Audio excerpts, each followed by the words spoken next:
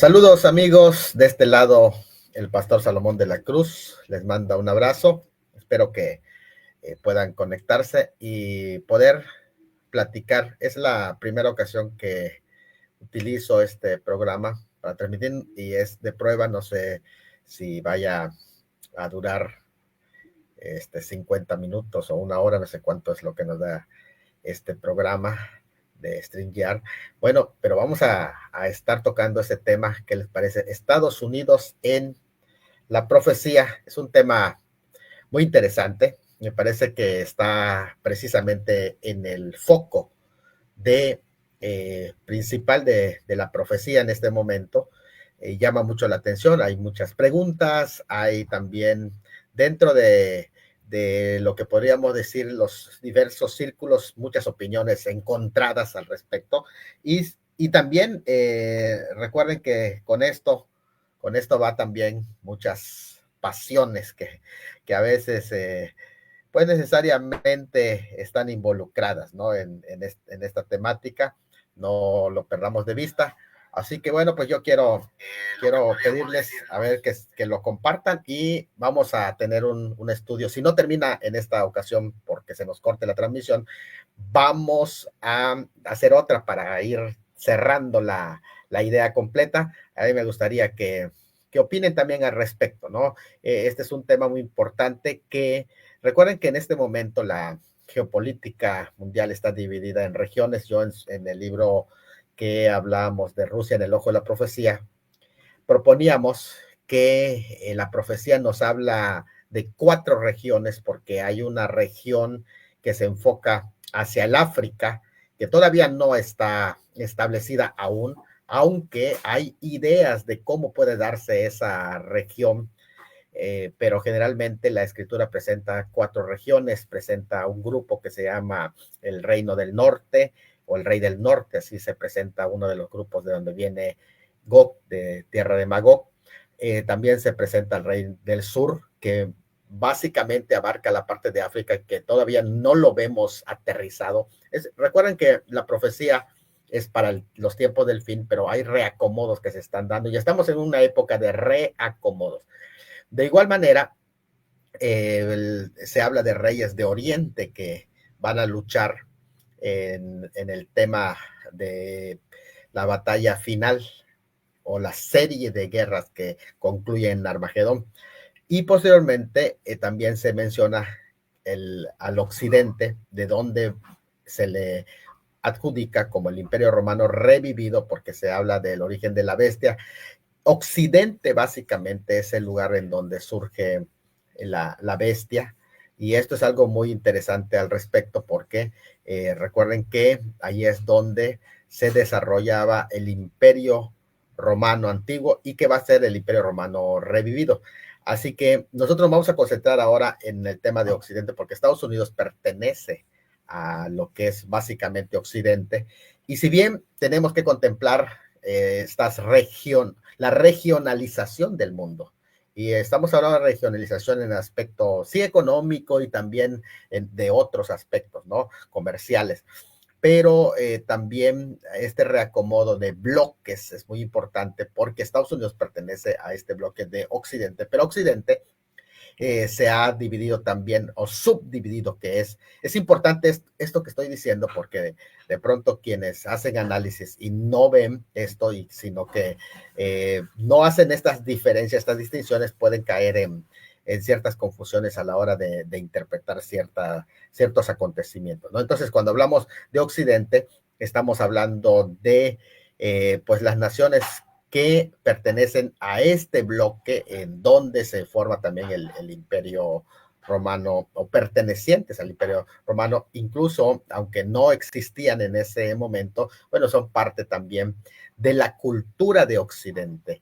Y la cultura de Occidente también está subdividida. Estados Unidos sí pertenece a la cultura de Occidente, pero además de esto yo quiero decirles algo muy interesante, que Estados Unidos es como una especie de foco donde se presenta como en semillas el resumen de la geopolítica de Occidente, y que lo que sucede en Estados Unidos también enmarca en gran manera lo que en general va a acontecer en los países de Occidente, porque es una influencia muy fuerte, muy poderosa. Entonces, nosotros vamos a concentrarnos en estudiar una profecía que es la de Isaías 18, y la vamos a estudiar a profundidad, la vamos a discutir, la vamos a profundizar desde sus contextos, tanto bíblico como también una aplicación al tiempo de hoy, y que yo creo que va a ser muy interesante. Miren, lo vamos a estudiar en el contexto de este segundo mandato. Recuerden que el primer mandato de Trump 2017-2021, y algunos dicen ya viene ahora recargado. Definitivamente hay escuela que ha quedado. Hay diferencias entre el primero y el segundo mandato también, sobre todo en la cuestión de empoderamiento que ha tenido, en la cuestión de la influencia, en la cuestión de preparación que hubo, aunque algunos que creen que pues el segundo mandato de Trump debió ser el anterior y que le quitaron la elección, sin entrar en temas de detalle. De hecho, el tema de Trump no vamos a abundar tanto, sí, algunas cuestiones que sí hay que tomar en cuenta y que no podemos obviar, pero la llegada de este personaje hace que pues vengan muchas ideas, ya sea ideas desde lo que es radicales, como decir que es posible anticristo, y radicales como hasta pensar que se trata de un Mesías, el Ciro. Y sería bueno un programa dedicado a la persona de Donald Trump, porque me parece que hay muchas cuestiones por allá involucradas, y que sería bueno, ¿no? Hablar de Trump en las profecías bíblicas, porque yo lo presento en forma de pregunta para que dé pie al análisis que cada uno de los presentes puedan hacer. Y miren, esta elección sí dejó muy claro que en Occidente, recuerden que ya especificamos que no estamos hablando de la totalidad del mundo, que estamos hablando de Occidente, pero que en Occidente, que está representado aquí por Estados Unidos como un ejemplo de lo que está pasando en Occidente y en la mayoría de los países existe un Estado profundo que gobierna, que controla por intereses tanto económicos como también ideológicos, y que esos intereses ideológicos están respaldados por cuestión económica. Hay dos Estados Unidos, ustedes pueden ver esto, ¿no? En esta gráfica vemos a un Estados Unidos que pierde, vemos a un Estados Unidos que gana. En este sentido, el Estados Unidos que pierde es el de Soros. Ustedes pueden ver allá encabezados principalmente por BlackRock, que estamos hablando de el control que todos estos personajes que están aquí en este lado son los grandes perdedores al subir Donald Trump, y al lado vemos a Elon Musk, que básicamente es un personaje también importante, pero al hacer esa radiografía de los Estados Unidos y ver este análisis, quien no toma en cuenta esto que estamos aquí presentando, que es la geopolítica de los Estados Unidos, quien no lo toma en cuenta no va a entender qué está sucediendo, qué es lo que pasó en los Estados Unidos y qué es lo que está afectando aquí. Estamos hablando de Occidente. Quien no ve estos dos Estados Unidos se va a confundir en muchas de las cosas, y quien generaliza los Estados Unidos y que no mira que por un lado está el grupo de Soros, que aquí podemos ver, y esto es algo muy interesante porque ellos manejan una agenda globalista ideológica hacia la ideología woke por conveniencia económica de reducción, que son los proyectos que manejan. Ustedes pueden ver allá a los personajes. ¿Quiénes perdieron? Perdió el Estado profundo, perdió el deep state, pierde el globalismo, pierde la agenda woke, con todo lo que esto involucra en los Estados Unidos.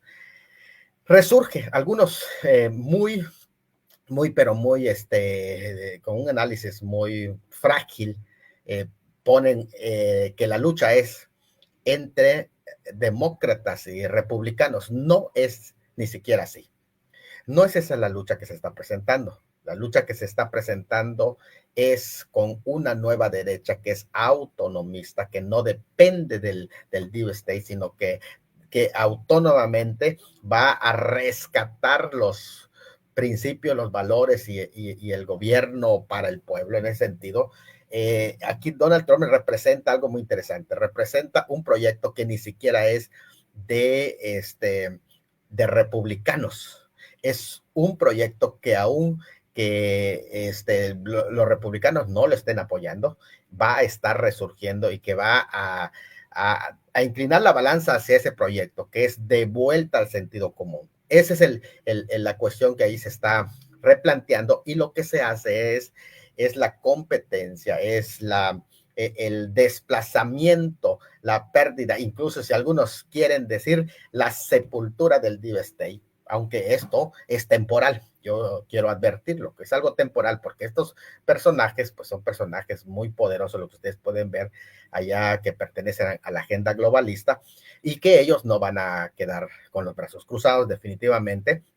Ustedes lo pudieron ver, que ante todo esto, todo lo que tuvo que enfrentar este personaje al presentar un proyecto, y me parece que mucho tuvo que ver por acá Elon Musk. ¿Por qué? Porque tanto de la cuestión de financiamiento como de proyectos, como de impulso, de contactos, Elon Musk fue pues una clave para todo esto pueda resurgir y se haga el desplazamiento a este otro Estados Unidos que es de agenda globalista y pueda surgir esta agenda que es llamada de vuelta al sentido común, que es todo un movimiento y que yo quiero decirles que este movimiento va a impactar toda América Latina, va a impactar todo Occidente, porque esto es lo que está sucediendo en este momento en Occidente y que yo creo que Dios está permitiendo, ¿no? Para asestar un golpe. Y allí hay aplicaciones, no digo que es el cumplimiento total, porque hay el Salmo número 2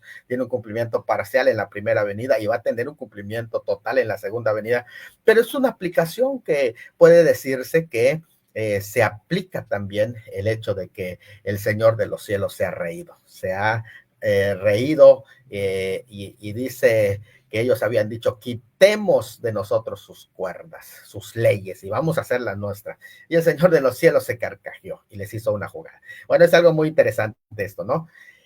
Y esta escena, pues va marcando que ahora el financiamiento, los recursos van a estar de este lado, ya no del lado de los globalistas, sino que encabezados por Elon Musk, que hay que decirlo abiertamente porque es la persona que más se va a beneficiar en la cuestión económica y que en cierta forma el ataque que se está haciendo en contra de todas esas organizaciones globalistas, bueno, son ataques que pues prácticamente van a la yugular en contra del movimiento woke, que es la ideología que se está promoviendo dentro de los grupos globalistas. Así que es algo muy, muy interesante al respecto. Miren, ahora, eso es importante que yo explique esto. ¿Por qué?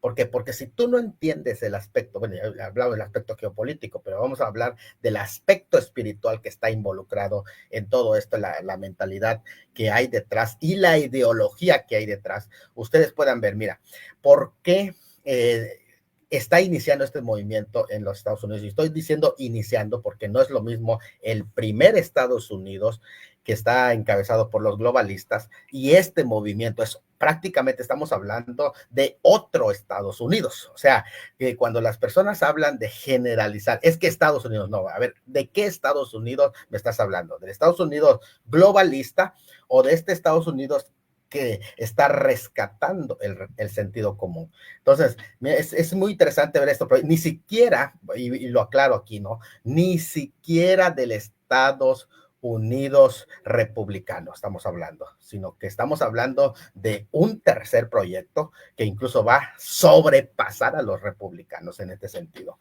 Entonces, ¿qué es lo que estamos viendo aquí? Si ustedes observan bien en esta imagen que pude recapitular, y podríamos poner más, podríamos poner las escenas de los terroristas de Medio Oriente y los nexos que pueden haber, pero mira, estamos hablando de dos grupos muy interesantes. Un grupo que es místico, espiritualista, supersticioso, basado en todo lo que es el legado de América Latina y los países de América Latina que están basados en la santería. Mira, los bastones de mando que se entregan en América Latina, ustedes lo pueden ver acá, están entregados precisamente por todo lo que es el ocultismo, la brujería y todo eso. La gran herencia del romanismo y también de la mezcla de las religiones populares lo tenemos en América Latina. O sea, todos, la conexión con Cuba, que es la santería, que es muy importante lo que ahora estoy diciendo, ¿no? La influencia que ha tenido Cuba en todo lo que es América Latina es muy interesante ver. Los grandes presidentes de América Latina han ido para que se les practique la santería y nuestros países están inmersos, envueltos, engañados por esta locura de la santería y desde las autoridades. Esto es la gran manipulación. Ustedes vean la miseria que esto ha producido a los países de América Latina. ¿Por qué? Porque están entregados. Entregados es una palabra correcta que estoy usando. Están entregados a lo que es la brujería, la superstición, la hechicería, la santería, el narcotráfico, a todos. Hay una envoltura en todo eso, porque el narcotráfico está envuelto. Escuchen esto, lo que es el culto a la muerte y otros santos están relacionados con la delincuencia organizada y con el narcotráfico. Donde ustedes vean que se le da culto a la muerte, donde hay una ciudad que impera el culto a la muerte, es porque corre el narcotráfico, porque está relacionado con esto. Estos países de América Latina, y hay que decirlo bien, se encuentran en la miseria porque han elegido al Dios equivocado. O sea, en esto tienes que estar, o sea, de acuerdo sí o sí. ¿Por qué? Porque la miseria que trae los dioses falsos, el paganismo, el culto, la santería y la idolatría, es algo que es real. Se puede hacer todo el análisis. Vean el culto en América Latina. A diferencia, ustedes pueden ver en este lado, en la parte derecha, se encuentra qué es lo que ha pasado en Estados Unidos. Estados Unidos, a diferencia de entregarle el bastón de mando a santería y todo eso, ahí se jura con la Biblia, independientemente de todo lo que se pueda ver, hay un contraste entre una América protestante y una América latina, un Norteamérica protestante, perdón, y una América latina que es santero 100%, entregado a la santería. Por eso es la razón de la miseria en que se encuentra, la ceguera espiritual en que se encuentra América Latina. ¿Por qué? Porque están entregados a todo ese mundo de superstición. Y ustedes pueden ver esto muy claro. ¿Por qué? Esto que estoy explicando, no lo van a encontrar, esta explicación no la van a encontrar en ningún geopolítico del mundo, porque no entienden la cuestión espiritual que está detrás de la miseria que sigue a los cultos de idolatría y que esto es lo que permea. Por esa razón, cuando las personas quedan tan cegadas, que se vuelven tan fanáticas de esos cultos que no pueden ver más allá, qué es lo que les está estorbando a sus líderes, es esto, es la idolatría, es que ellos se han entregado y de hecho el bastón de mando, porque es algo tan importante, lo han hecho estos cultos de los que proceden las supersticiones de América Latina. Hay que decirlo real.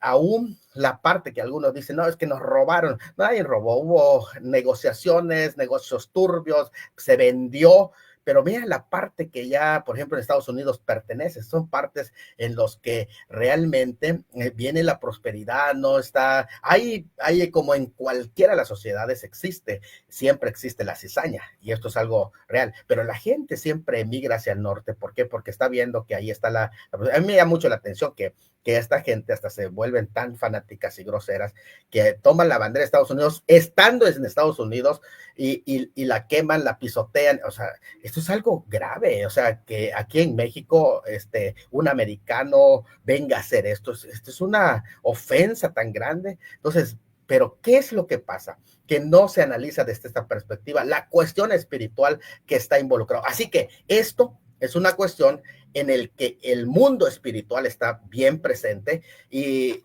quiero que entendamos esto. No se trata de un mesianismo que estamos hablando, ¿no? Se trata aquí de entender que hay detrás de ese perfil espiritual Es real, no estoy inventando, es una realidad. Los países que le dan culto a todas estas deidades paganas falsas son países que están en la miseria. Es la realidad. Y estoy hablando de la miseria total, porque esos cultos van acompañados de delincuencia, de droga, de todo tipo, porque no se tiene el temor de Dios. A diferencia de esto, cuando claro, estamos hablando no de gente perfecta, estamos hablando que de este lado se le da culto a Dios, hay imperfecciones, hay errores, hay también cosas que no son correctas, pero que no llevan a este grado. Entonces, este enfrentamiento entre Estados Unidos y América Latina aquí en Occidente es el pleito de Occidente que se está dando entre la fe cristiana, ¿sí? Porque es la fe en Dios la que se está aquí confrontando con esos cultos idolátricos de lo que precede. Bueno, estoy hablando de este tema. Miren, pero vamos a entrar, ¿qué les parece? Vamos a entrar a Isaías 18. A Isaías 18 ya, y mira, sobre esto de que si Estados Unidos está en la Biblia o no está en la Biblia, hay muchas ideas y algunos de los grupos, generalmente los adventistas, incluso hasta algunos mormones y otros más, y algunos mesiánicos también han tratado de buscar alguna referencia de algún pasaje de la Biblia. Y me parece que hay 3 pasajes que los han utilizado. Y yo realmente no veo que en esos pasajes se encuentre algo tan fuerte como para decir, son una referencia a los Estados Unidos, a lo mejor alguna cierta aplicación, pero no como una referencia. Por ejemplo, en Isaías 13:47, en Isaías 51, se habla de una Babilonia espiritual. De hecho, algunos lo aplican hasta el capítulo 18 de Apocalipsis. Entonces dicen que Estados Unidos es una especie de Babilonia espiritual. ¿Por qué? Porque es una ramera o porque ha fornicado espiritualmente, ha caído en apostasía, etcétera, ¿no? Algunos están haciendo esa exégesis de que Estados Unidos. La realidad es que puede haber una aplicación que es totalmente diferente. Las aplicaciones es, ese pasaje puede aplicárseles, hasta a ti se te puede aplicar este pasaje, o sea, las aplicaciones, porque toda la escritura es inspirada por Dios y útil. Entonces, las aplicaciones son devocionales y se pueden hacer. Y yo no estoy tampoco en contra de que se haga esa aplicación. Es posible, está bien, haz ese análisis, pero ten cuidado porque la exégesis marca de una Babilonia con un sitio geográfico donde se encuentra Babilonia en Irak, correctamente ubicado en la geografía bíblica. O sea, cuando tú estudias el tema de Babilonia, tienes que ir a la geografía bíblica y ubicar, a ver, dónde se encuentra este país que está hablando, esta localidad. Y en la geografía bíblica se te ubica Babilonia en lo que es actualmente Irak. Bueno, entonces, al quitarle ese sentido a la escritura, pues vas a caer en confusión y a cualquiera le vas a aplicar Babilonia a México, le vas a aplicar Babilonia a Cuba, bueno, a todos los lugares, ¿no? Entonces hay que tener mucho cuidado al hacer ese tipo de referencias, sí al aplicarlos, porque la aplicación siempre es devocional y se vale, pero no puedes afirmar de una manera tan contundente como lo es la interpretación bíblica. 2, algunos piensan que Apocalipsis 18 son una referencia general basada en la aplicación espiritual a Babilonia también y que se refiere a Nueva York específicamente. Es algo también muy interesante que algunos pues habían propuesto y a lo mejor hay cierto paralelismo, ¿no? Con lo que sucedió en Nueva York, en las Torres Gemelas, con la caída de las Torres Gemelas, cuando en una hora, dice, en una hora cayeron las torres. Y ahí está muy interesante en ese pasaje, ¿no? Y algunos han hecho aplicación a eso, incluso a otros pasajes como Zacarías y otros más, ¿no? Aplicaciones se pueden dar, pero no hay que tener mucho cuidado cuando hacemos ese tipo de interpretaciones. 3, otros creen que la caída de las Torres Gemelas fueron interpretación referente a la gran matanza cuando caerán las torres, dice Isaías 30:25, y las profecías de Zacarías sobre el rollo volante del capítulo 5, 1 al 4, y los 4 carros de Zacarías 6, 1 al 8. De nuevo, cuando se habla de estos aspectos, tenemos que ir a la geografía bíblica y ver que son una referencia literal a Babilonia. Bueno, dicho esto, es que tengamos mucha precaución cuando buscamos un texto y a veces la tentación, porque la potencia mundial del momento requiere que pongan la atención en el foco y bueno, se lo aplicas. Bueno, se lo aplicas, pero cuidado con la interpretación. Muy bien, dicho esto, sin embargo, quiero decirles, Isaías 18 a mí me llama mucho la atención porque tiene más elementos que cualquiera de estos pasajes que hemos citado, que generalmente el adventismo le aplica a los Estados Unidos para decir que pues prácticamente es la bestia que sale del mar, ¿no? Entonces vamos a ver esto muy interesante. La interpretación más popular, aunque no es la única interpretación de Isaías 18 y la más definitiva, es que pues se trata de una profecía para Etiopía o dirigido a Egipto, y esto tiene en cuenta los siguientes argumentos. Vamos a poner unos 7 argumentos que dicen que la referencia a estos pasajes es a Etiopía en este sentido y que no tiene nada que ver con la aplicación el día de hoy. Y esto es algo muy interesante. Miren, cuando dice la frase más allá de los ríos de Etiopía, no se refiere a otra nación más allá, sino a la misma Etiopía, dice esta interpretación, que es la interpretación preterista o histórica de este pasaje y que tampoco podríamos negar lo referencial. Estamos diciendo que ellos interpretan que se refiere Isaías 18 a Etiopía. Incluso podría hacer referencias al hecho de que fueron etíopes los reyes del siglo 25, dinastía de Egipto, quienes dominaron la nación durante el 714. En este sentido, que pues hay una referencia a un poderío en Etiopía. Bueno, la Biblia de Jerusalén usa Cus, y esa es una traducción también correcta, ¿no? Cuando dice que está más allá de los de Cus, el cual es la actual Sudán, dice allá, pero Isaías incluye la región tras los ríos, es decir, que cuando dice él tras los ríos de Etiopía está incluyendo, ustedes ubiquen Sudán y vean todo lo que está girando alrededor del Cuerno de África, que es algo muy importante, por cierto. Quiero decirles que el tema del Cuerno de África actualmente va a adquirir fuerza va a adquirir, aquí estamos miren, va a adquirir una importancia, una relevancia en el tema del Cuerno de África. ¿Por qué razón va a adquirir importancia? Porque hacia allá se va a estar moviendo esta temática. Es algo muy interesante prestarle mucha atención. Y entonces se dice que cuando dice tras los ríos de Etiopía está incluyendo a todo ese grupo de naciones que está alrededor de Etiopía. O sea, que es precisamente la actual Etiopía, no solamente ella, sino que designa a una región del noreste de África, junto al Nilo, que corresponde hoy al sur de Egipto y el norte de Sudán. Cus había entonces logrado controlar Etiopía, Egipto, el periodo entre 730 y 715, que es una dinastía de Etiopía, quienes estuvieron gobernando Egipto, pero moviéndose para ganar control sobre todo Egipto, y allá dice, combatiendo a sus reyes nativos, dominando la región del delta, rechazando las amenazas que venían desde el oeste y negociando tratados de defensa mutua con el imperio asirio en el este. Entonces había una relación geopolítica y que por eso es la referencia que allí se da.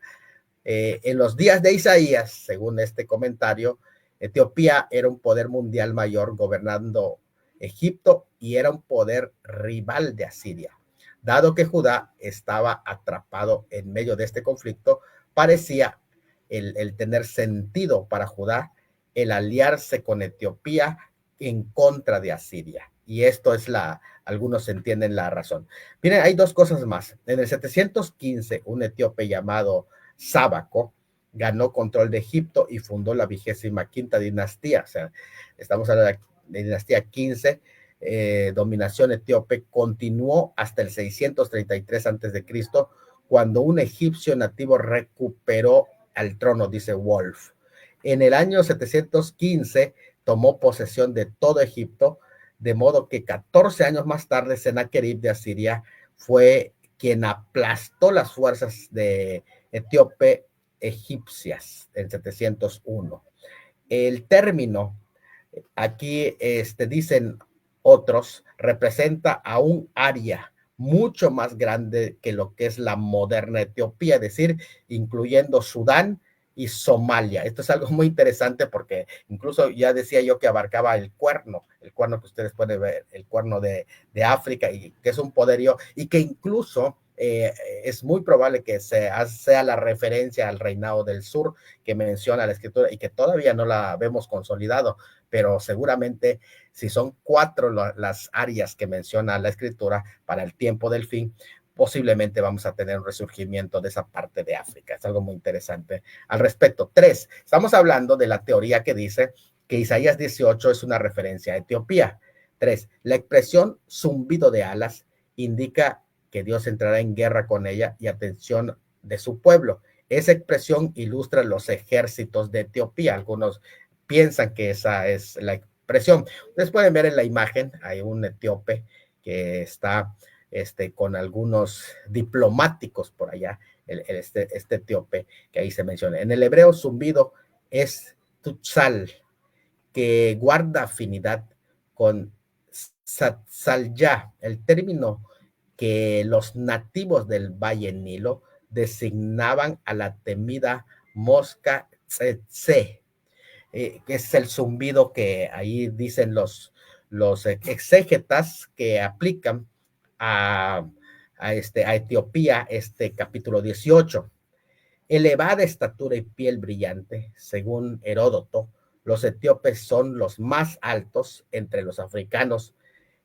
Lo brillante se refiere al color oscuro brillante, y entonces algunos entienden que sí es una referencia al color de piel, pero en este caso de la piel negra, por así decirlo. Ustedes pueden ver al etíope aquí en esta fotografía, esta pintura, esta imagen que tenemos ahí presentado, y esto es lo que algunos piensan que es la referencia. Los mensajeros veloces o embajadas, algunos de los lo asocian con Tiraca, rey etíope, contemporáneo de Sennacherib y Ezequías. Este rey pensó que iba a proteger a los judíos como si fuesen a ponerlos bajo la sombra de sus alas, mediante un poderoso ataque al rey de Asiria, que recuerden que el conflicto y el enemigo de Israel en ese tiempo era Asiria. Cuando ponía asedio a Jerusalén, pero Dios usaría una maniobra distinta para proteger a Jerusalén, que según el tratado de este capítulo está diciendo que es Dios el que va a hacer esta obra y que Etiopía no necesita entrar en la defensa de Israel en contra de Asiria. Estas embajadas etiópicas vienen a Jerusalén para consultar con el rey de Judá sobre la estrategia que van a seguir contra el rey de Asiria, y esos son los mensajeros veloces que allí se dice. O sea, esa es la exégesis que presenta este grupo. Y en séptimo lugar, dicen que Dios va a levantar bandera como señal de convocatoria a las armas y va a tocar trompeta como señal de que empezará la batalla suya contra Siria, usando definitivamente a la potencia de Babilonia para acabarlos. O sea, que Dios iba a meter la mano para intervenir y que no necesitaba Etiopía de meter ninguna mano, y que esa era la orden que iban a recibir los diplomáticos de los mensajeros veloces. Díganle a Etiopía que ellos no tienen por qué intervenir. Esa es la idea que transmite en realidad el Isaías 18 según estos exégetas. Sin embargo, y aquí yo voy ya a poner la otra la otra propuesta de la interpretación del texto. Vamos a ver. Número 1, objeciones en contra de esta interpretación. La expresión más allá de los ríos de Etiopía es muy clara indicación de que se refiere a una comunidad que está en prácticamente los límites del mundo. En otras palabras, no es Etiopía la nación, sino que Etiopía es usada de manera referencial. ¿Por qué? Porque el mundo conocido de ese entonces estaba el límite hasta Etiopía, y entonces se utiliza Etiopía como referencia.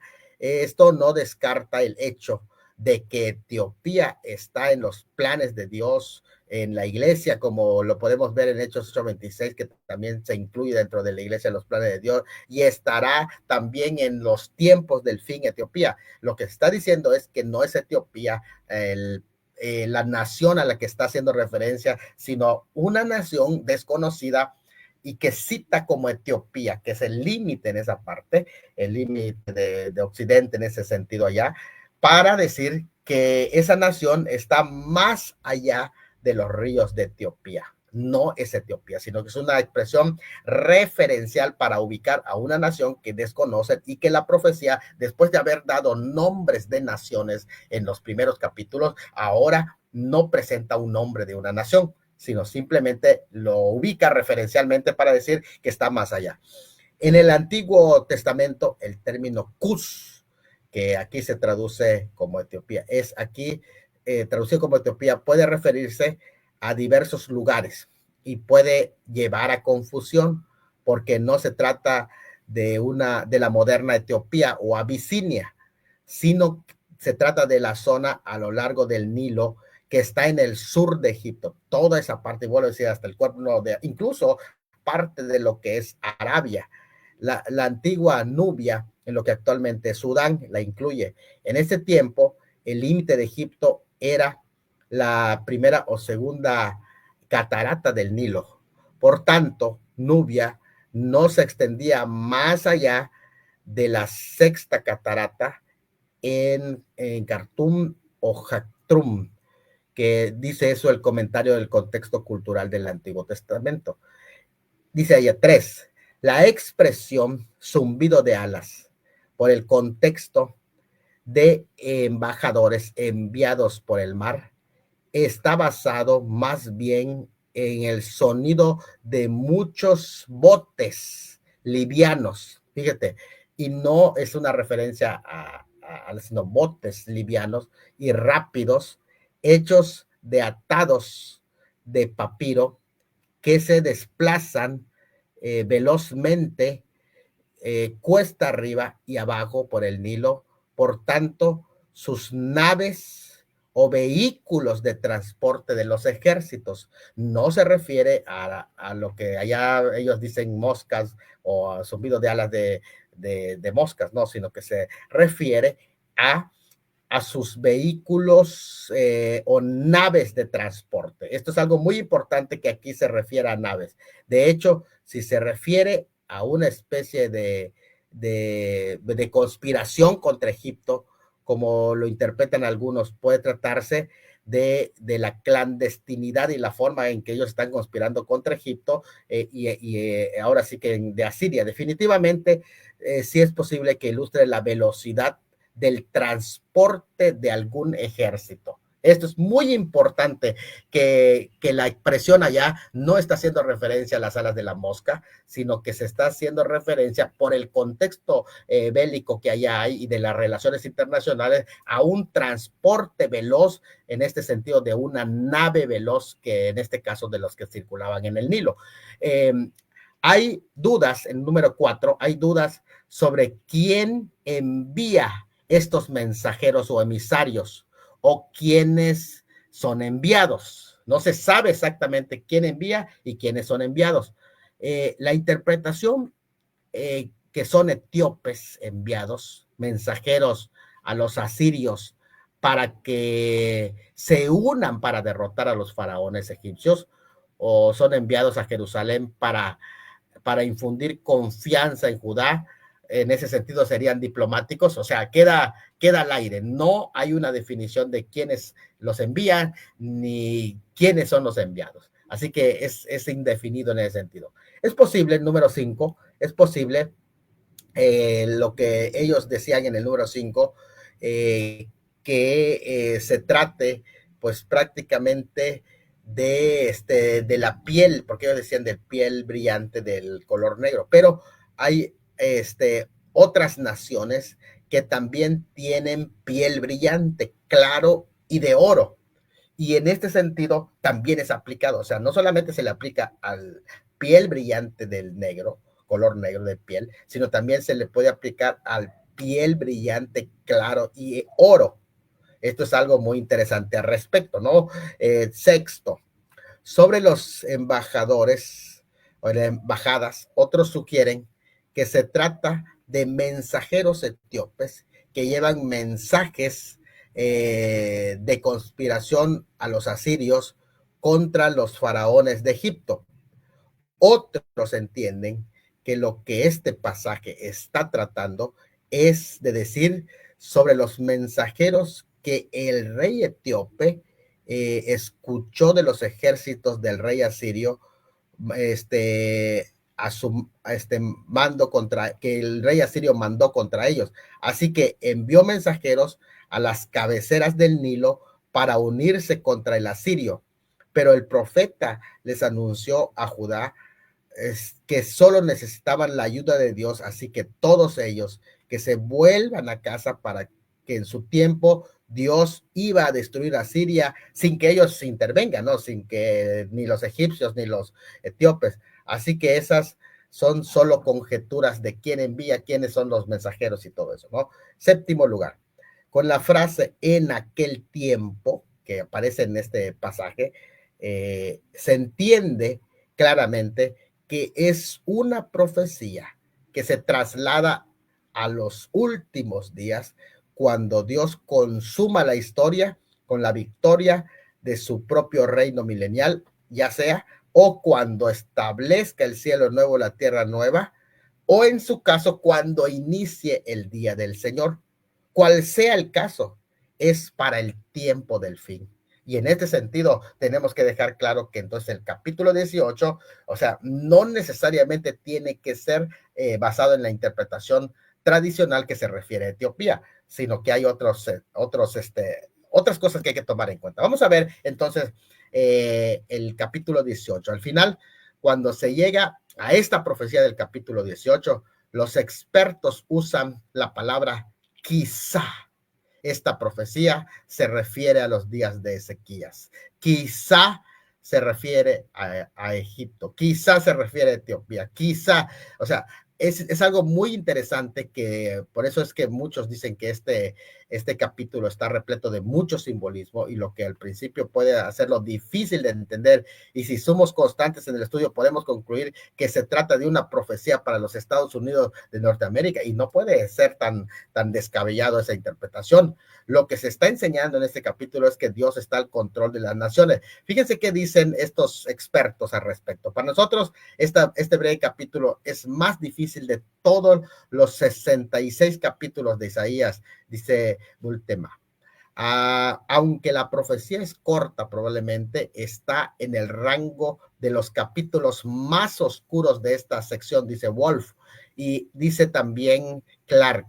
Esta es una de las profecías más oscuras de todo el libro de Isaías. Pero si nosotros vamos estudiando y vamos analizando, detallando cada pasaje, y vamos también al original, porque es algo muy importante estudiar desde la interpretación de las lenguas originales y todos los sentidos, todo lo que podríamos decir, las figuras retóricas que ya aparecen también. Si vamos a eso, nos podemos dar cuenta que sí puede estar haciendo referencia a los Estados Unidos de Norteamérica. Pues vamos a ver qué les parece si entramos. Fíjense que todo este tiempo, 44 minutos, me está tomado para dar una introducción apenas.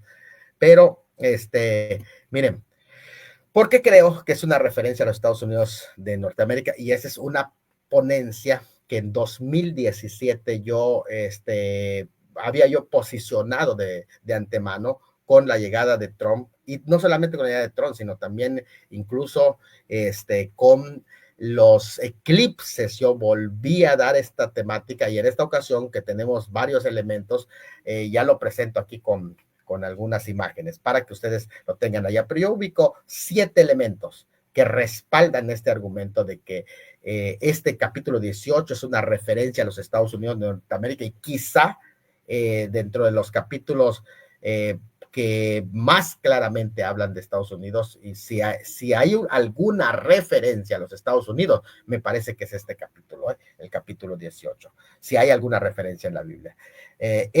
Y hay una parte de Ezequiel 38 que yo lo comento en mi libro también, pero en este caso vamos a ubicarnos en estas 7 argumentos. El primer argumento es la ubicación del contexto literario de esta profecía. La expresión hay no es de juicio.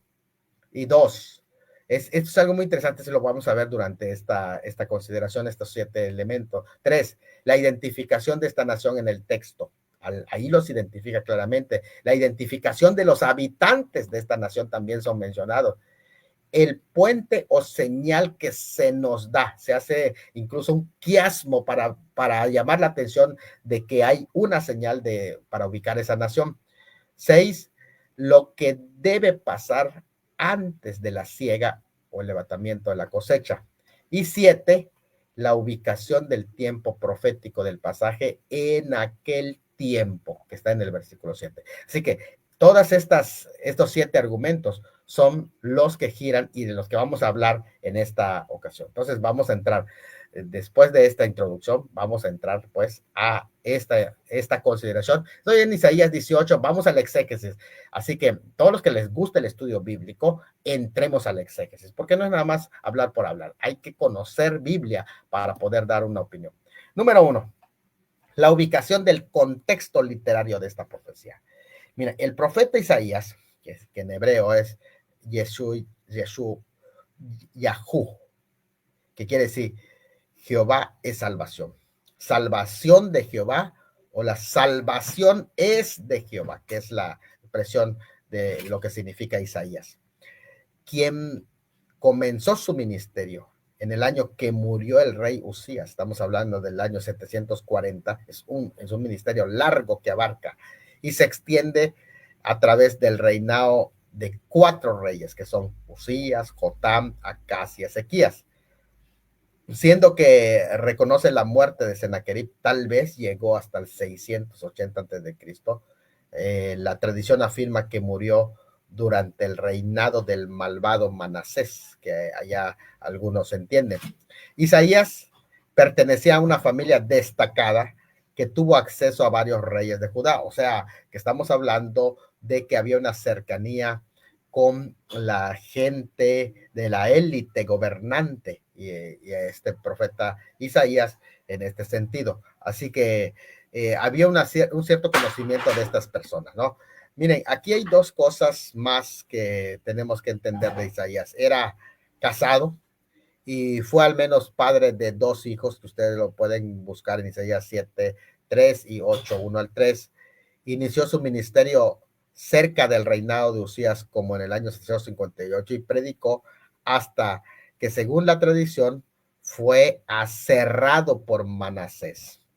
De igual manera, de hecho, se menciona la muerte de Sennacherib en el 661 y tal vez su muerte en el 680, teniendo un ministerio largo de al menos 70 años de ministerio. Imagínate este personaje, un personaje longevo con 70 años de ministerio. Estamos hablando que habrá vivido por lo menos unos 85, 90 años, ¿no? Entonces, algo muy interesante al respecto.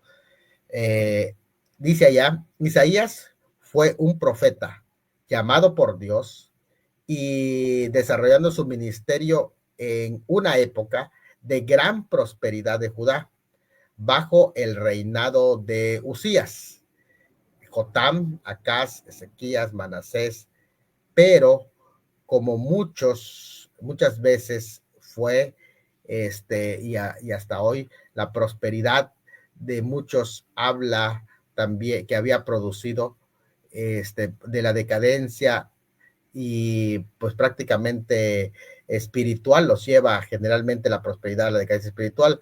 Las condiciones morales y sociales eran tristísimas en la época, dice, ya que contenían injusticias en los tribunales, los magistrados aceptaban cohecho y los gobernantes eran seducidos principalmente a los placeres y a lograr ganancias personales. Dice allá, predominando la codicia, la avaricia, la adoración a los dioses paganos, cualquier semejante con la realidad actual, pues no es pura coincidencia. Ya sabemos que es el mismo contexto de Isaías. Miren, entonces, como un mensajero del cielo, Isaías alza su voz y advierte al pueblo sobre tales condiciones. En realidad, no duraría por mucho tiempo. Los mensajes del profeta Isaías de severa reprensión, pero también estarán cargados de amorosa invitación de Dios para que todos se arrepientan y vuelvan al buen camino. Hasta finales del siglo XVIII, casi todos los eruditos aceptaban el libro de Isaías como una larga profecía escrita por un solo autor, que es Isaías. Pero fíjense, cuando viene la crítica moderna o la alta crítica liberal en 1795, J.D. Doerdeim propuso la teoría de un segundo Isaías que llamó Deutero Isaías como autor del capítulo 40 al 66, es decir, que del 1 al 39 hay un autor y del 40 al 66 hay otro autor. Propuso esta teoría liberal. Se basó en la interpretación de las diferencias que hay entre los capítulos 1 al 39 y del 40 al 66, argumentando la necesidad de los diferentes autores. Esto, sin embargo, en 1982, Drum negó la unidad de la desunidad de la segunda sección, postulando un tercer Isaías, así que ya no solamente hay dos Isaías, sino hay un tercer Isaías, que entonces le llamó aquí el trito Isaías. El segundo Isaías es del 40 al 54 y el tercer Isaías del 55 al 66. Así que ya no solamente es un autor ni dos, sino que ahora, según Drummond, son tres Isaías. Pero la interpretación de los fundamentalistas han dado sobre las dos secciones del libro que son muy paralelo con el Antiguo y el Nuevo Testamento, y se compara el libro de Isaías con lo que es la Biblia entera. Es decir, que así como hay dos grandes testamentos, así está dividido el libro de Isaías. Y estos primeros 39 capítulos son como la especie de los primeros 39 libros del Antiguo Testamento, y del 40 al 66 de Isaías es como si fuera el Nuevo Testamento. Es algo muy interesante lo que los fundamentalistas explicaron al respecto, y la primera razón de la diferencia en las dos secciones es histórica. La primera sección es preexílica y la segunda sección es exílica, es decir, una sucede, como ustedes pueden ver, con el exilio. Se narra hasta llegar el exilio los primeros 39 capítulos. Después del exilio se narran los siguientes 27 capítulos, que son del capítulo 40 al 66. En vez de contradecir, se mira claramente un avance natural o desarrollo, siendo el énfasis de la primera sección, que enfatiza la majestad y justicia de Dios, en tanto la segunda sección enfatiza su fidelidad y su gracia. Es muy interesante la temática, ¿no? Porque en la primera, cuando se enfatiza la majestad y justicia, tiene mucha relación con la ley, y en la segunda tiene relación con la gracia. Así, la primera sección presenta el castigo de los pecadores. ¡Ay de mí que soy muerto! Porque siendo hombre inmundo de labios y habitando en medio de un pueblo que tiene labios inmundos, con mis ojos he visto. Isaías 6:5. Esto es una característica de esta sección, la primera sección. La segunda sección trae consuelo. Consolaos, consolaos, pueblo mío. Y esto nos habla muy claramente de estas dos secciones que la Biblia entera contiene. Entonces, en este sentido, la palabra salvación es mencionada en el libro de Isaías 26 veces y 7 veces en todos los profetas juntos. Entonces, muy interesante esto. La primera sección habla de la necesidad de la salvación. Todos están bajo juicio. En tanto, la segunda sección, que, que es semejante al Nuevo Testamento también, ofrece provisión de la gracia de Dios para esta necesidad de salvación. Necesitas un siervo sufriente, te presenta en la segunda sección, que aunque puede ser visto como mera coincidencia, es decir, pues Isaías es coincidencia que se parezca mucho al Antiguo y al Nuevo Testamento, pero las divisiones en los capítulos no son parte del texto inspirado, pero puede también ser llamado una diosidencia, ¿no? Y en forma didáctica de acercarse a este libro como una Biblia en miniatura. Isaías, una Biblia en miniatura con dos secciones. Esto nos lleva a ubicarnos en dónde estamos. El libro, miren, se divide en estas dos secciones. Del 1 al 39, juicio, que es invasión y castigo. Juicio, invasión y castigo. Esa sería la primera división. Podríamos hablar que se trata de ley también. En la segunda división, que sería del 40 al 66, habla de gracia, retorno y consolación. Isaías experimentó los sucesos de los primeros 39 capítulos, pero profetizó los hechos que iban a acontecer en la segunda sección del libro, aunque no las vio cumplir del todo. Entonces vemos que una fue algo de su experiencia vivida y la otra fue algo que él profetizó. Miren, del 1 al 39 nos habla de la necesidad de la salvación que tiene el hombre, y del 40 al 66 de Isaías habla de la provisión de la gracia de Dios para esta necesidad. La primera sección de Isaías, Asiria es el principal enemigo, y eso hay que tomarlo en cuenta, del 1 al 39, Asiria. Y la segunda sección, el enemigo es Babilonia. Cuando empieza el capítulo 40 al 66, todo está enfocado a Babilonia. Esto es muy importante que lo entendamos. Yo estoy tratando de ubicarles para que capten los capítulos de Isaías. En la primera mitad del libro, del 1 al 39, aconsejó a la nación respecto a Asiria, pero en la segunda mitad consoló al remanente respecto a su regreso de Babilonia. Entonces son dos cosas que ahí están muy, pero muy importantes de decirlo. Isaías profetizó en Jerusalén, pero el alcance de su mensaje fue para los dos reinos, tanto del sur, en donde perteneció, como también del norte, del cual anunció. Vivió para ver a Israel declinar y finalmente caer bajo Asiria. Durante el ministerio de los egipcios derrotaron a Asiria durante su ministerio de Isaías, pero Babilonia derrotó también a los egipcios. Luego de su muerte, los babilonios llevaron a Judá cautivo. Así que él vio la caída del reino del norte, pero no alcanzó a ver la caída del reino del sur. Miren, aquí está la primera mitad del libro, y hay 7 secciones en esa primera mitad, que yo quiero que lo comprendamos bien para que ubiquemos. Miren, la primera sección del libro me llama mucha atención porque noten bien la geopolítica que conoce Isaías. Isaías conoce geografía y conoce todo el mundo de la política que está en su entorno. Los conoce muy bien y hacia dónde está, porque es un hombre muy culto. Habla sermón contra Judá e Israel, capítulos 1 al 5. Llamamiento, limpieza y comisión de Isaías, el capítulo 6. Pero el capítulo 7 al 12 habla del libro de Emanuel, que es muy interesante, la profecía de la venida del Mesías. Capítulo 4, punto 4, pronunciación de juicio contra las naciones, está en el capítulo 13 al 23, que es, lo tengo subrayado porque es la sección que abarca nuestra profecía que estamos analizando. 5, cantos de la futura gloria de la nación. Ayes contra los pecados del pueblo, 28 a 35. Interludio histórico del libro de Ezequías, 36 al 39. Su victoria sobre Asiria, 36 a 37. Su pecado en Babilonia, 38 al 39. Bien, el pecado de Babilonia. Isaías usa 11 capítulos para hablar de profecías geopolítica, y el capítulo 13 al 23, y estas se pueden subdividir del 13 al 16 en estas secciones que aquí podemos ver. Primera serie de profecías, el aquí y ahora, del 13:1 al 26.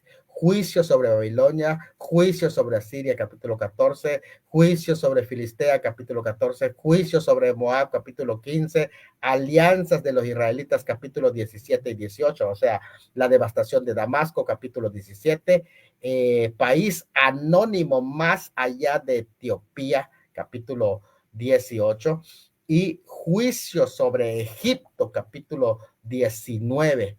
Y luego viene la sección que nos habla de la segunda serie de profecías, la verdad más profunda, porque la primera es el aquí y ahora, luego viene la verdad más profunda, juicio sobre Babilonia, juicio sobre Duma y Edom, juicio sobre Arabia, juicio sobre Jerusalén, juicio sobre Tiro, juicio sobre toda la tierra en el capítulo 24. Se cierra esta primera serie de juicios, pero a lo que voy es que en el capítulo 17 y 18, que es alianzas israelitas, hay una destrucción de Damasco que se alió con los israelitas, y también hay la destrucción de un país anónimo que también se alía, bueno, no la destrucción, sino la referencia, perdón, yo me equivoqué acá, la referencia a un país anónimo más allá de Etiopía, que es el capítulo 18, que es el que vamos a ver. Nota, la tercera serie de profecías, el final del 24, 1 al 27, 13, los cantos de la futura gloria de la nación, se consideran una tercera serie de profecías que tienen que ver con los cánticos de la futura gloria de Israel. Esa sería una tercera serie de profecías. Bueno, pero lo que nos interesa es que dentro de esta primera serie se encuentra nuestra profecía. Muy bien, dicho esto, vamos al número 2. La expresión hay. Hay que saber a qué se refiere la expresión hay. Cuando dice ay de la tierra del zumbido de águilas. Ay. Ese ay no es un ay de juicio. Y eso es muy importante. La expresión hebrea es hoy, es el hebreo, hoy. Y la expresión hoy es ea. La palabra que allí se utiliza es ea. Es como una llamada de atención. Si no se entiende correctamente la palabra hay, con que empieza este capítulo 18:1, puede dirigirse equivocadamente y puede cambiar todo el sentido de esta profecía. El término hay. ¿Por qué? Porque si tú utilizas hay en el sentido del lamento apocalíptico, vas a equivocarte en la exégesis, porque este no es un lamento, es un ay de ea, un llamado de atención. Esta palabra no siempre introduce una acusación y sentencia. A veces solo sirve como una interjección, como en este caso, para llamar la atención del lector a decir escucha. Esa es la palabra que aquí se está diciendo, escucha. Y aunque la palabra en hebreo es igualmente hay, ustedes pueden buscarlo en el diccionario de palabras hebreas, hoy, plural jo, o, se traduce como o, ay, ea. Y aquí difiere del capítulo 17, 12, y es una expresión de compasión o de simpatía para llamar la atención, como en el caso de Isaías 55:1 y Zacarías 2:10, donde se utiliza también. No es un ay de enojo.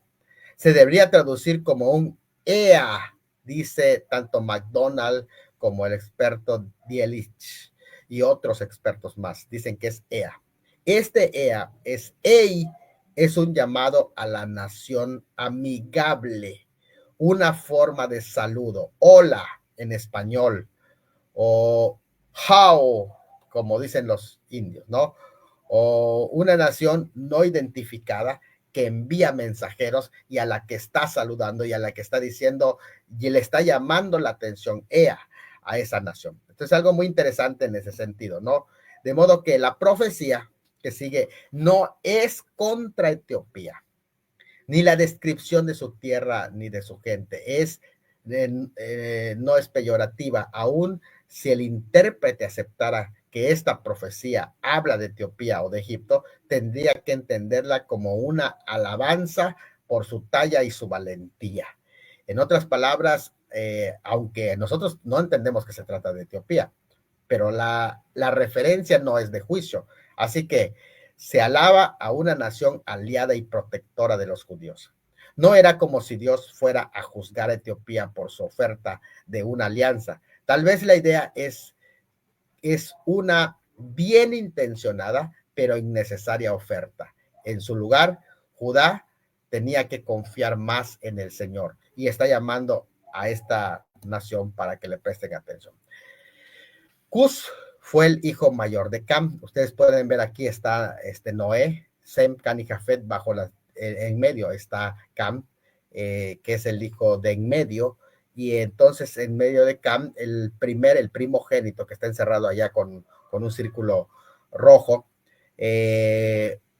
bueno, aunque no siempre en la Biblia se refiere ahí Cus a Etiopía, es una tierra que se situaba hacia el sur de Egipto, nombrada por el hijo de Cam y nieto de Noé, cuyo nombre significa tal vez negro, que es lo que tal vez significa Cus.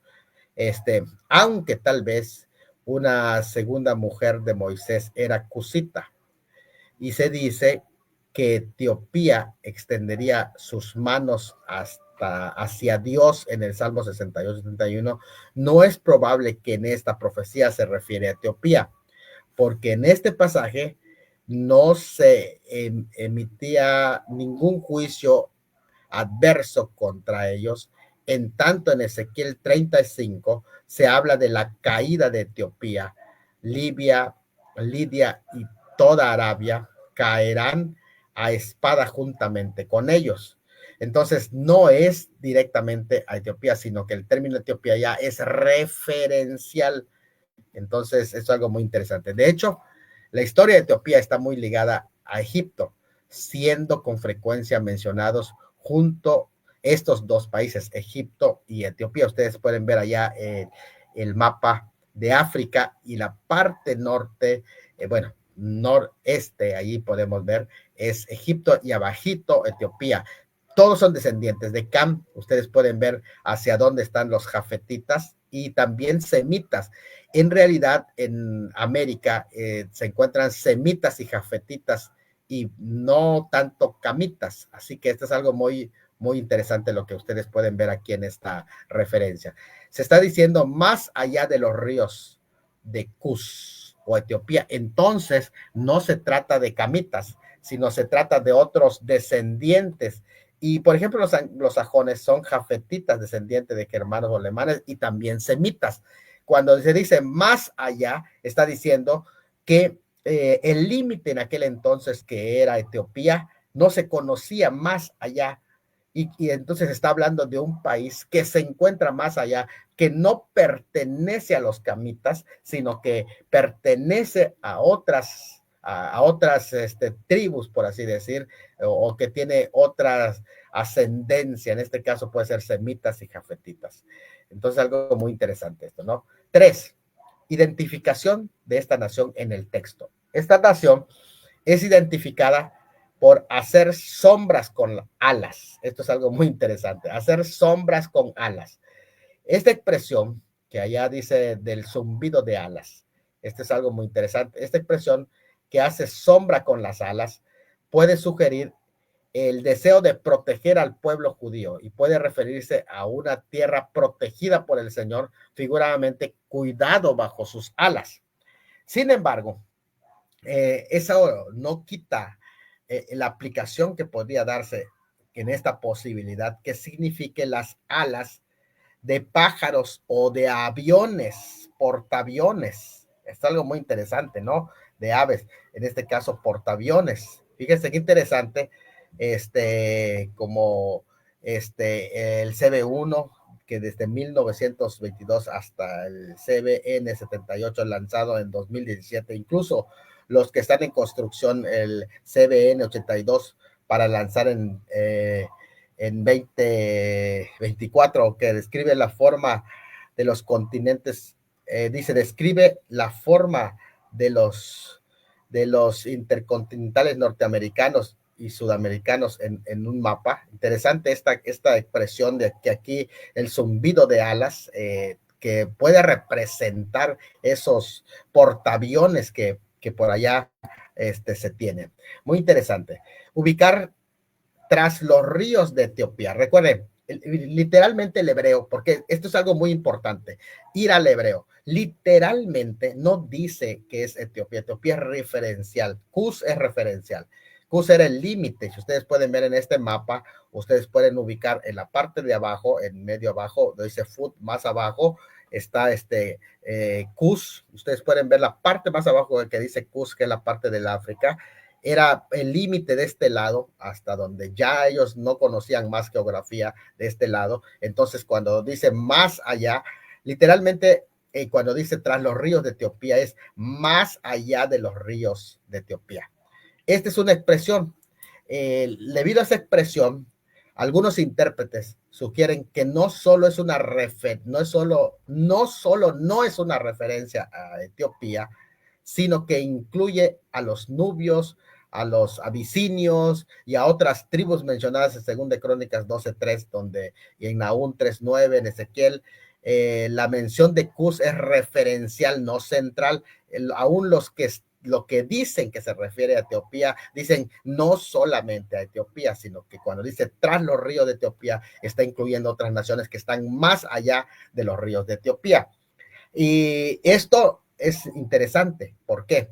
Porque si esta expresión más allá es una expresión referencial, es como cuando se dice, a ver, ¿dónde vives? Allá atrás el cerro. Y esto es algo muy interesante porque estás ubicando, pero no estás diciendo que vives en el cerro, estás diciendo que vives tras el cerro. Es notable que esta tierra no llegue todavía al conocimiento de otras naciones ni del profeta. Aquí profetizará las muchas naciones que sobrellenarían la tierra, y por lo tanto esta profecía del capítulo 18 podría ser una profecía sobre el llenar la tierra de más allá de los ríos de Etiopía, o sea, más allá de las fronteras del mundo aquel entonces conocido. La tierra distante se encuentra más allá de los ríos o masas de agua. Es interesante, es más allá de los ríos o masas de agua. En ese sentido, va a incluir cualquier cantidad de agua hasta donde ellos conocen el límite y más allá de esos. Aquí es evidente que Isaías quiso decir simplemente una tierra lejanísima, una tierra lejísima, una tierra lejísima. Eso es lo que quiso decir Isaías. O sea, estoy hablando de una tierra lejísima que ustedes no conocen. O sea, es muy interesante esto que aquí está diciendo. El territorio asiático contiene el tercer río más largo del mundo. En este caso, ustedes pueden ver este mapa de ríos, que es Yangtze. Ahí está el río Yangtze, usted puede ver en Asia. Y el río sagrado de la cultura hindú, el río Ganges, ustedes pueden verlo allá también, el río Ganges. Ahí está. En Europa está el Danubio, que atraviesa Alemania, y el Rin, que atraviesa Suecia. Ahí no lo están marcando del todo, pero ahí estamos. Podemos decir, en el continente africano hay varios importantes y enormes ríos. Entonces, si eso es una referencia tras los ríos de Etiopía, el Nilo, Congo, Níger, Senegal, Zambeze, Limpopo y el Orange podrían ser esas referencias. El Congo, que ahí aparece en el mapa, podrían ser las referencias. Se dice tras los ríos de Etiopía, y aún ahí tras todo lo que decíamos allá, el grueso de, ¿cómo se llama? De aguas, que allá masas de agua, ¿no? Las masas de agua que aparece, entonces está refiriendo a toda la población que posteriormente iba a tener América. Es una probabilidad, ¿no? Entonces, esto es algo muy, pero muy interesante al respecto. Entonces, miren esto.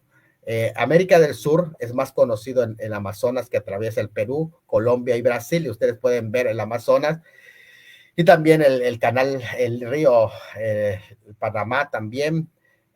Ahora, vas hacia el norte y ahí aparece el Missouri y el Mississippi. Mira, América del Norte, Mississippi, el Colorado, Missouri y el Río Grande o Río Bravo, que es la frontera con México. Entonces, es algo muy súper interesante. Vean esto nada más, lo que aquí se nos está diciendo en este sentido, ¿no? Dice, por enviar mensajeros veloces por mar y en naves. Por enviar mensajeros veloces por mar y por nave. El versículo 2 se encuentran tres elementos. Primero, la tierra lejana envía mensajeros. Segundo, estos mensajeros viajan en naves de junco sobre las aguas. Y en tercero, llevan un mensaje a una nación esparcida, una nación subyugada, pisoteada.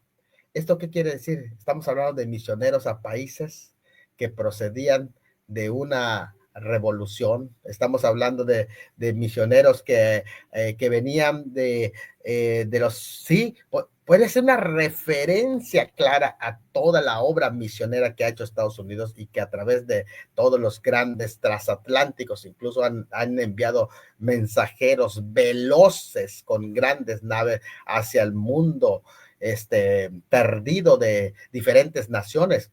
La expresión andad es la respuesta del mundo de todos los demás países a la emergencia que intenta asegurar su posición por medio de alianzas políticas basadas en el poderío humano, para que por medio de la diplomacia lleguen a buenos arreglos. Andad. Fíjate qué interesante la palabra ya andad, porque andad puede ser una expresión de decir, necesitamos hablar y que llegue la paz, pero estos mensajeros veloces han llevado este mensaje, estos mensajeros veloces.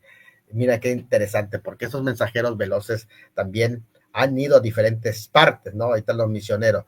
¿Qué tierra, además de América, envía mensajeros a los restos dispersados de la casa de Israel? Primero viajaron por el mar, ahora viajan principalmente por aire. Recuerden las alas mencionadas en el versículo 1 sobre las aguas del mar. Es algo muy interesante.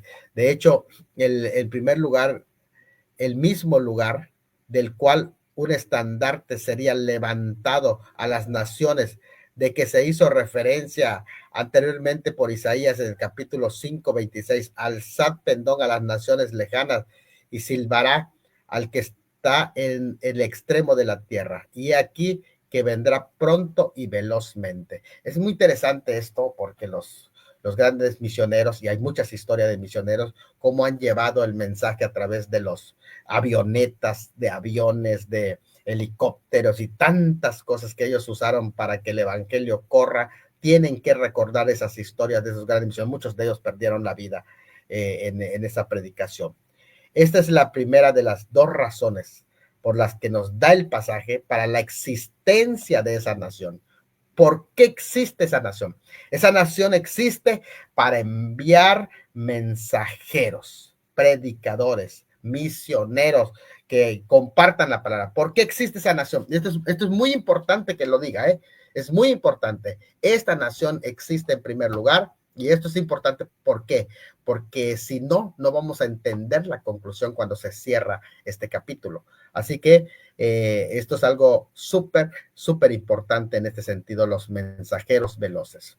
Estos misioneros norteamericanos que han inundado el mensaje del evangelio y ahí ya lo han llevado y han levantado también su bandera en todos lados, incluso hasta en la misma luna, ¿no? Pero a lo que voy de los misioneros, estos son los grandes hombres de Dios que llevaron el mensaje del evangelio y muchas de las naciones, déjame decirte, fueron invadidas con ese mensaje por estos misioneros desde Sudamérica, Centroamérica, México, África y otras partes, Asia del mundo. Ellos enviaron misioneros a todo el mundo, mensajeros veloces, usando la tecnología para difundir el mensaje del evangelio. De estar surcada por ríos. son dos cosas. Dijimos acá que una de las cosas es para enviar mensajeros veloces y estar surcada por ríos. Es una identificación. Estamos identificando a ese pueblo que se dice, en primer lugar, se dice que ese pueblo, al ubicar tras los ríos de Etiopía, la ubicación de tras los ríos de Etiopía muy interesante, enviar mensajeros veloces también, y ahora también estar surcada por ríos. Lo primero que vimos anteriormente es que se identifica porque el zumbido de alas, y luego se identifica porque surcaron los ríos, los mares, llevando. Tercero, por los misioneros que enviaron, mensajeros veloces, y en cuarto lugar, estar surcada. La palabra surcada por ríos dice que es una nación que está abrazada por ríos. Esto es algo muy interesante. Y esto, fíjese que llama mucho la atención, porque la palabra abrazada por ríos, es decir, que tomada por ríos, o algunos lo pueden llamar como ejércitos, ¿no? También la interpretación tradicional de tierra dividida por ríos. Afirma que podrían ser los tributarios y los canales relacionados al Nilo, decían ellos, que esa es la expresión. Pero si se trata de una referencia a los Estados Unidos, esto tiene todavía más sentido, porque miren usted nada más el mapa, miren esos mapas y de los ríos de Estados Unidos. Cuando ustedes estudian, cuenta con 50 estados y hay 49 ríos, 49 ríos que están abrazando. Cuando dice una nación surcada por ríos, que aparece en este versículo 2. Ahora, vean, el río Mississippi, que es el río más caudaloso de América del Norte, el Mississippi. Ustedes pueden verlo allá. El río Colorado, que atraviesa toda la zona desértica, el Colorado. El río Missouri, que es el río más largo de Norteamérica. Y luego está el río Grande, el río Bravo, que es la frontera con México, que es la que está mero abajito. Ustedes pueden verlo allá, el río Bravo. Vean, está prácticamente abrazada por ríos. Note bien, esto es algo maravilloso. Estamos hablando de Isaías 11:2. De modo que esta parte, esta cuarta identificación es muy clara que sí se refiere a esta nación. Ahora, donde se cruza el Mississippi y el Missouri, se forma cuando viene el eclipse del 2017 que le llamamos el gran eclipse estadounidense. Si se acuerdan, nosotros enseñamos sobre este tema y anunciamos que estaba la formación de la Tau, que iba a venir posteriormente, y un mensaje para el pueblo gentil, como esta nación como un ícono de esta representación. Se conoce como el eclipse estadounidense o el eclipse solar del 21 de agosto, que atraviesa el 14. Estados Unidos del país está ligado a otro eclipse total que ocurre casi 7 años después, el 8 de abril del 2024 ocurrió. Según esta interpretación, ambos eclipses superpuestos trazan una cruz sobre el país del norte, mientras que el próximo eclipse del 21 de agosto se produce en Leo, conjunto a la estrella Regulus, que afecta fundamentalmente a los gobernantes. El eclipse del 2024 se produce en Aries, grado de exaltación del Sol, por tanto tiene consecuencias también parecidas y que tiene que ver con los reacomodos de gobierno. Simbólicamente, era así, es lo queremos ver. Pero hay otro eclipse más, que no solamente forma la Tau o la cruz de forma, porque el primer eclipse 2017 pasando sus sombras sobre estados de Oregón, Idaho y otros, Georgia y otros más, hasta California del Sur. El del 2024 pasa por el país de México, Sinaloa, Durango, Coahuila, Texas, Kansas y otros lugares de Estados Unidos que ustedes pueden ver, pero también el punto donde se cruza es precisamente Missouri, Kentucky y Tennessee, en el medio del río Mississippi, por eso dice cruzada por ríos. Esto lo explicamos en la señal del profeta Jonás y el eclipse asirio. Hay un tema, ya ustedes pueden buscarlo, donde nosotros lo explicamos. sí que es que surca los ríos. Y hay otro eclipse que ustedes pueden ver que aparece aquí que forma la letra Aleph. Así que recuerda mucho los dos eclipses que atravesaron allí y el tercer eclipse también, que incluso los ríos jugaron un papel muy importante. Cuarto, en la identificación de los habitantes de esta nación que está tras los ríos de Etiopía. Los habitantes de esta nación son identificados como elevada estatura, es decir, una raza que viene de los anglos y sajones, procedente de los germanos, y estos eran guerreros del imperio romano, prácticamente eran altos de elevada estatura, estos anglos y también sajones. Aquí ustedes los pueden ver, elevada estatura. Tez brillante, esta expresión también puede aplicarse a las tez de color, ya decíamos oro brillante, pero también la tez blanca con cabellos brillantes como el oro. Esto es algo muy interesante en este sentido. C, pueblo temible desde su principio. ¿Y cuáles son las ascendencias, la historia? Miren, los sajones eran grandes guerreros y son el inicio de los anglos, las islas británicas y posteriormente los norteamericanos eran grandes guerreros. Incluso llegaron a Gran Bretaña y se mezclaron con los celtas y otras conquistas de los vikingos con ellos.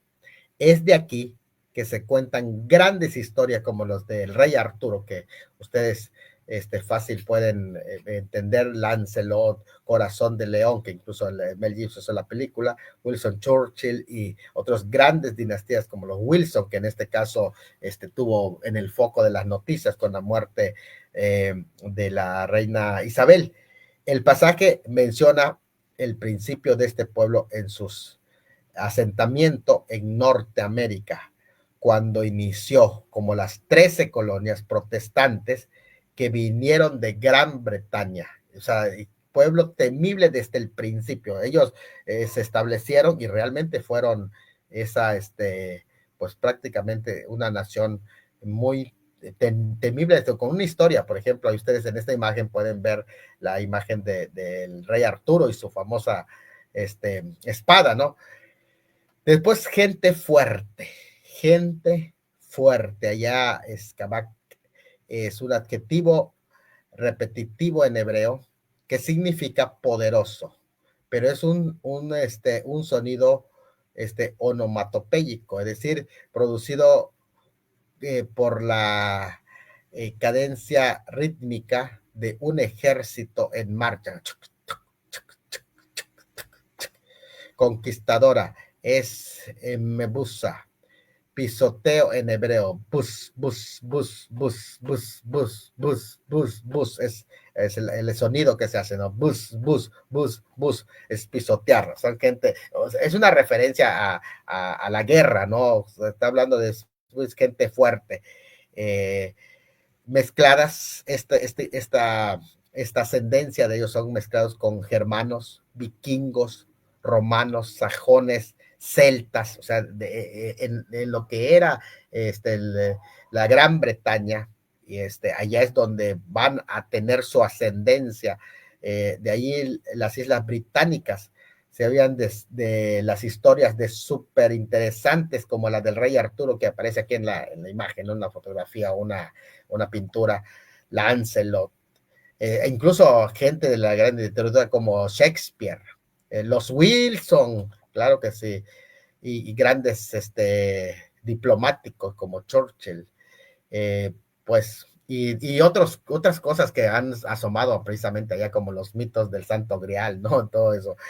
Aquí en adelante Dios los levantó, si bien no como un imperio, como el británico, porque en el caso de los británicos sí fueron un imperio, el imperio británico, de hecho hasta los nombres de Oriente, Medio Oriente están con relación al imperio británico, pero en este caso no, en este caso fueron, sí, podrían decir un imperio económico porque marcaban tendencia en la economía, pero no fueron colonialistas en este sentido estricto de la palabra, ¿no?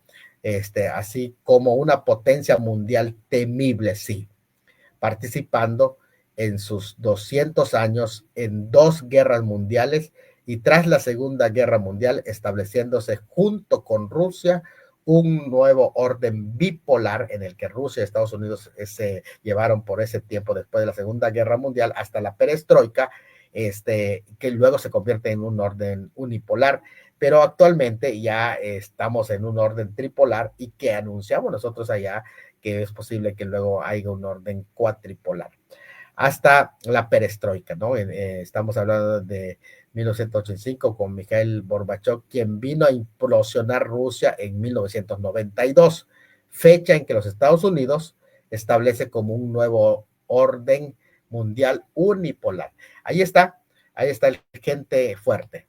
5, el puente o señal que se nos da. Ahí se nos da un puente o señal muy importante. ¿Por qué decimos muy importante? Porque es tan importante lo que yo en este momento estoy compartiendo en esta parte, porque en el versículo 3 gira en ese versículo la clave para entender este capítulo. De hecho, se utiliza hasta un quiasmo. Todo es a futuro. De hecho, el aviso es para toda la tierra, todas las naciones. Y esto es raro en los profetas, a menos que apunte a los días del fin. Cuando se enfoca a todas las naciones, y no solo a Israel, entonces es algo que apunta a los días del fin. De hecho, hay elementos que en el pasaje apuntan al tiempo del fin. Por ejemplo, versículos 5, 6 y 7. Porque antes de la siega, cuando el fruto sea perfecto. Fíjate, antes de la siega. Ahí está hablando de un acto interesante. Cuando el fruto sea perfecto y pasada la flor se maduren los frutos. Entonces podará con podadera las ramitas y cortará y quitará las ramas. O sea, en ese periodo de tiempo de reacomodos. Y serán dejados todos para las aves de los montes y para las bestias de la tierra. Y sobre ellos vendrá el verano las aves e invernarán todas las bestias de la tierra. Y en aquel tiempo será traída ofrenda. En aquel tiempo, la frase en aquel tiempo es profética en ese sentido, y lo tengo subrayado todas las partes que tienen que ver con apuntando al fin. Será traída ofrenda a Jehová de los ejércitos, que lo vamos a ver, pero a lo que voy es, el versículo 3 dice, vosotros, todos los moradores del mundo y habitantes de la tierra, cuando se levante bandera en los montes, mirad, cuando se toque trompeta y escuchad. Aquí es donde viene la referencia. Aquí es donde apunta el puente o la señal que se está dando.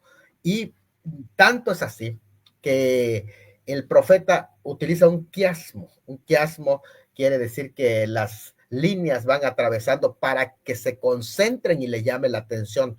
De modo que aquí el profeta hace un llamado a todo el mundo a reorientar su atención a las señales inequívocas de la actividad de Dios en la historia. El versículo 3 contiene este quiasmo que, por ejemplo, se lee de la siguiente manera, ¿no? Vosotros, todos los moradores de la tierra, mirad en los montes. Cuando se levante estandarte, cuando se toque trompeta, en los montes. Y en los montes es básicamente la declaración C, que ahí es donde se enlaza. Ustedes pueden ver donde se enlaza, incluso se lee de esta manera, vosotros, todos los moradores del mundo y habitantes de la tierra. A con A, cuando se toque trompeta hoy. Cuando se levante estandarte o bandera. B, mirad. Vean cómo se cruza en una forma de una X, A con A, B con B y acaba en C. Ambos A con A puede acabar en C, B con B puede acabar en C, es decir, en los montes. Y esto llama muchísimo la atención, porque cada una de estas frases tiene la simbología. Aquí está dando la clave de qué es el tiempo de suceso. Montes es un símbolo de fuerzas o poderes, Zacarías 4:7, o de los ejércitos también. Se asocia con los dioses, porque ellos tenían la idea de los paganos, para los paganos es dioses, y por eso es una referencia a sus montes, a poderes. Es referencia a potencias mundiales, montes, Así que este pasaje está apuntando a un evento geopolítico muy, pero muy importante que va a suceder. Uso de esos lugares para llamar la atención a hechos legales sobremanera importantes como el establecimiento de un rey o el dado de las leyes. Es decir, las leyes fueron dadas en los montes y cuando hay algún cambio importante de leyes o cuando se establece un rey, perdón, un gobernante importante, se utiliza el término montes. Así que aquí está dando una clave. Se entiende que el contexto de Isaías sucedería en un acto político que liberaría al mundo del poder conquistador de Asiria. Y esa es la razón por la que el profeta anuncia a esos pueblos que no tendrían que luchar más porque Dios iba a resolver el tema mediante un acto político. Note bien esto. En el Nuevo Testamento, oro es el griego oro. Oro es una expresión griega que significa, no estoy hablando de oros, oro, no como metal, sino oros es una palabra que se traduce del griego oros, se traduce como monte. De ahí dice orografía, los montes, ¿no? Estudio los montes. Simbólicamente se refiere a las potencias mundiales y realizar grandes cosas. O sea, aquí hay un acontecimiento que llama muchísimo la atención y eso es de lo que está hablando el profeta cuando habla de los montes. O sea, hay un acto muy, pero muy trascendente que va a suceder y a eso está haciendo referencia. Es decir, cuando en los montes, presten atención cuando venga ese momento de un cambio porque ya se acerca. Lo que debe pasar antes de la siega. Ahora, la siega en el hebreo es katsir, cortado, cosechado, segado. Se habla de follaje, copa, cosecha, mies, vástago. Hay, puede ser dos sentidos del término siega, ¿no? Se habla con expresión de campo y de los cielos, aunque también con un lenguaje militar, aquí en este caso del campo. Así que aquí hay acercamientos completos. ¿Por qué? Porque se habla del lenguaje militar, se habla de los cielos y se habla de campos. Así que este pasaje está hablando de acercamientos de todos los tipos, económico, financiero, militar, cósmico, nuclear, agrícola, zoológico, avícola, etcétera. O sea, es un acercamiento completo lo que está pasando. O sea, es una cosa grande que viene. Los versículos 4 y 5 describen el destino de los que no hacen caso de la amonestación hecha por los mensajeros. Aquellos que no escucharon la voz de los mensajeros van a tener también sus consecuencias. Me estaré quieto y miraré desde mi morada como el sol claro. Dios obra de forma tan silenciosa como el sol y el rocío, pero ahí están. No te avisa el sol que está allí, pero ahí está. Siempre vas a saber que ahí está. Y el rocío también no te va a avisar, pero ahí siempre va a estar. Nadie puede contra ello. El silencio frustra las intenciones humanas en silencio. Las intenciones humanas de querer controlar el mundo sin él, de querer posesionarse del mundo, y él los frustra, que esto es lo que está mencionando aquí, como en un momento se va a reír Dios del mundo, de los gobernantes y de la élite mundial. Espera el momento oportuno y después actúa. Ahora, eso de la cosecha, la siega, puede representar dos cosas, ya sea la siega para llevar al trigo en el granero, o ya sea, fíjese, para llevar el trigo en el granero, o ya sea el otro tipo de siega. ¿Cuál siega?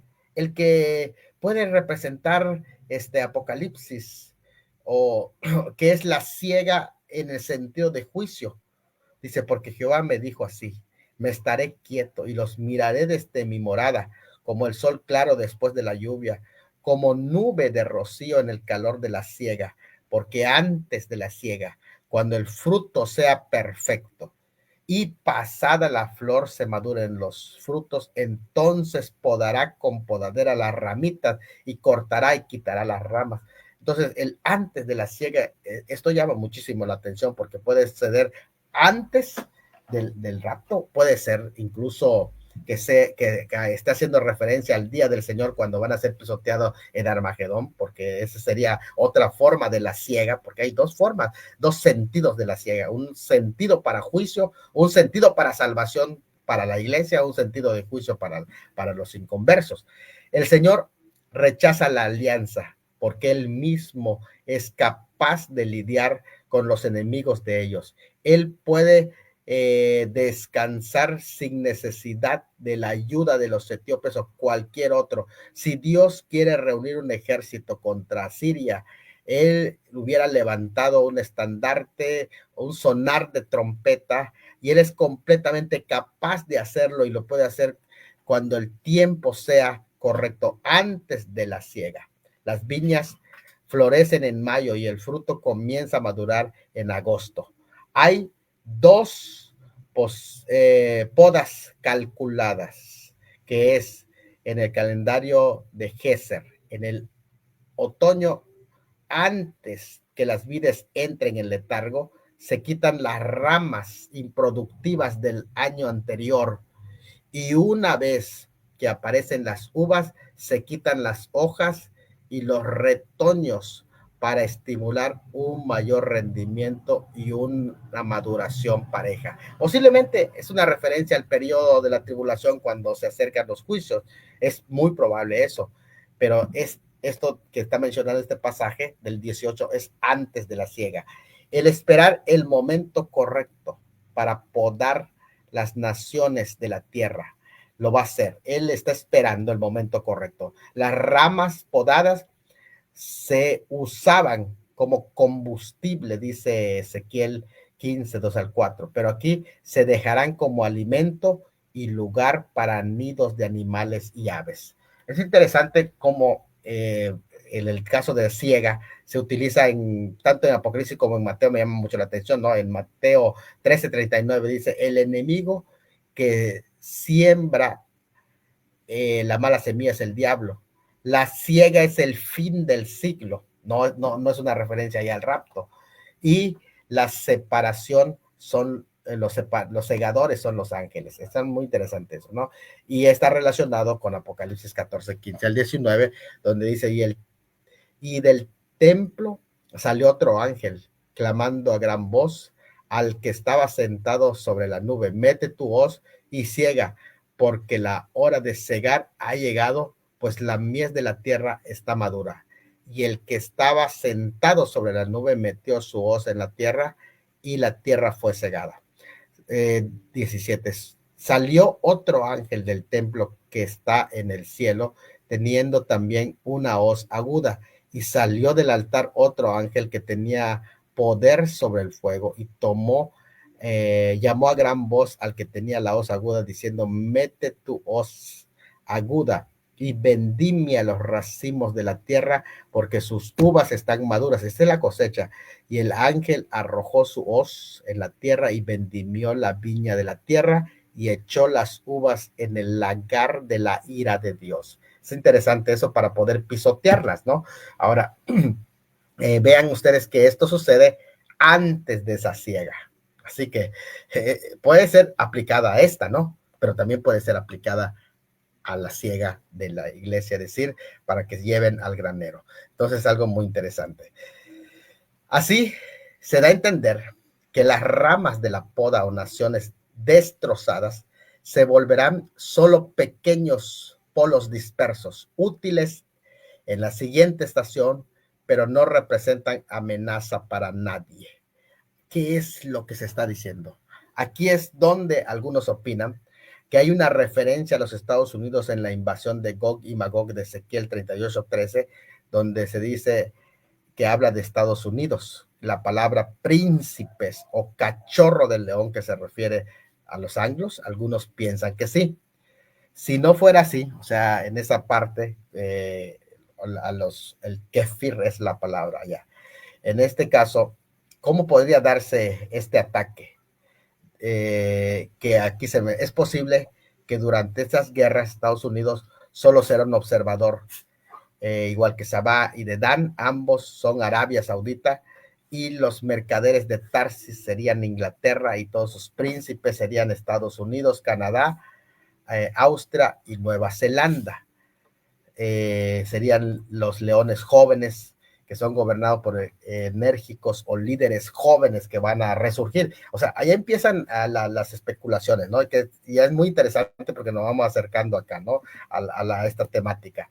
Entonces, si esta profecía que hemos visto se refiere a Estados Unidos, que tal vez, cuando dice, me llama mucho la atención incluso la frase que no mencionamos aquí, pero en este capítulo 18 dice, cuando se toque trompeta en los montes, que aquí está, ya lo habíamos mencionado, cuando se toque trompeta en los montes. Me parece que esto es algo muy interesante porque la palabra ahí trompeta es súper, súper interesante, ¿no? Porque no sabemos si está haciendo una referencia directa, si la referencia a Montes es una elección importante que cambia toda la geopolítica, entonces, y menciona la palabra trompeta, entonces no perdamos de vista la atención cuando se toque trompeta en los montes, es decir, cuando anuncien a este personaje, ya los tiempos se están acercando, ¿no? Entonces, pero a mí me llamaría la atención esto. Si esta profecía se refiere a los Estados Unidos, el capítulo 18, entonces vamos a ver algunas preguntas. ¿Qué les parece? Vamos a ver algunas preguntas si esta profecía se refiere a los Estados Unidos, el capítulo 18, como ya hemos visto en toda la discusión. Tengo por lo menos 5 preguntas. A ver, número 1. ¿Acaso no sería grandemente afectada esta nación con un rapto pretribulación que se llevaría a los verdaderos cristianos y dejaría solo a los apóstatas en Estados Unidos? Viene una pregunta.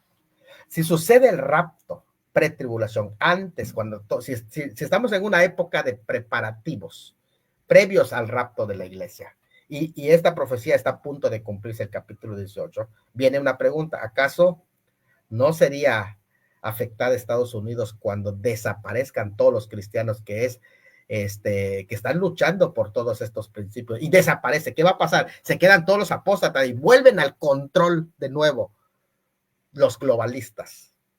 Vuelven al control los globalistas. Imagínate, desaparece todos los verdaderos creyentes y quedan todos los globalistas, todo el movimiento woke, y no solamente allá, sino en todo en el mundo. Hay una afectación grande. 2, es posible que se esté anunciando la caída de esta nación como potencia mundial. No digo que desaparezca como tal, sino como potencia mundial. Viene una pregunta. ¿Es posible que esto es lo que se esté anunciando? 3, es posible si la caída como una balcanización, es decir, una división, un golpe de Estado relacionado con un segundo sello, que el segundo sello habla de que se le dio una espada, y esa espada es una espada corta que habla de golpes de estados. ¿Es posible que en el segundo sello se le dé un golpe de estado a los Estados Unidos? No lo sé, pero es una cosa muy interesante, ¿no? Que viene a reflexión. 3, es posible, 4, mejor dicho, ¿acaso caerá en el tercer sello como una caída económica? Porque el tercer sello, pues habla precisamente de esto, de el caballo negro, y el caballo negro tiene que ver con el colapso financiero mundial. ¿Será que Estados Unidos va a tener un colapso financiero posterior a este remanso en el que estamos entrando? Y número 5, son preguntas que los pongo al aire, ¿no? Porque la condición de Estados Unidos antes y después del rapto va a ser completamente diferente. Y nosotros creo que estamos en la fase antes del rapto. 5, ¿será objeto de algún atentado atómico relacionado con el caballo amarillo en el cuarto sello? O sea por Irak o por Corea, de donde venga el ataque, ¿es posible que esto pueda darse? Tampoco lo sabemos. O sea, no sabemos qué es lo que puede acontecer.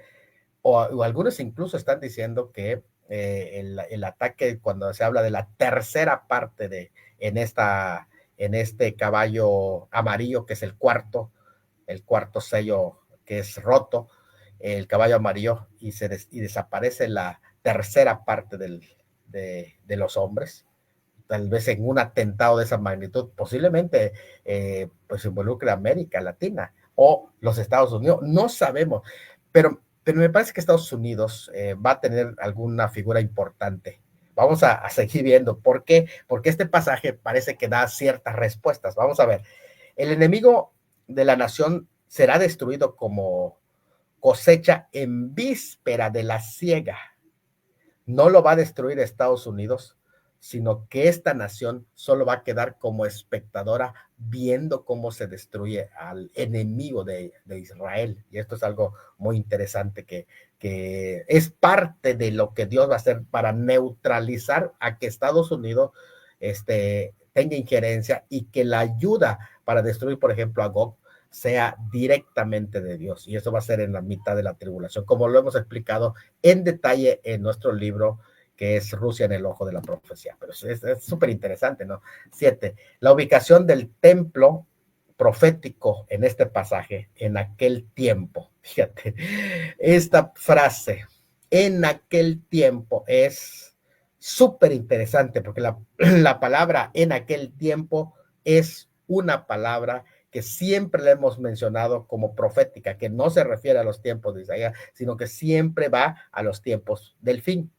Para la interpretación tradicional, no se suele indicar precisamente una sincronización con lo que precede, sino que más bien designa vagamente un nivel temporal distinto. En otras palabras, deja lo histórico y se va hacia lo escatológico en este versículo, con la frase en aquel tiempo. Ya no se concreta en lo histórico, sino se va a lo escatológico. La frase en aquel tiempo alude al tiempo cuando Dios consuma la historia en la victoria en su reino milenial. Algunos van hasta el reino eterno y que comienza con el periodo de la ira del Cordero. Es importante decirlo también, es en ese periodo de tiempo cuando será traída ofrenda a Jehová de los ejércitos por las naciones gentiles que ahí menciona Isaías, Zacarías 14 y otros más, pero en especial esta nación que va a ser puesta como ofrenda. A mí me llama mucho la atención esto, ¿eh? Vamos a ver, en este caso se acepta aún por ellos que al menos a partir de aquí, toda la fraseología de este versículo proyecta hacia el futuro relacionado al reino milenario inmediatamente antes de ese reino milenario, es decir, al periodo que es la ira del Cordero, a los ayes, el tiempo de los ayes.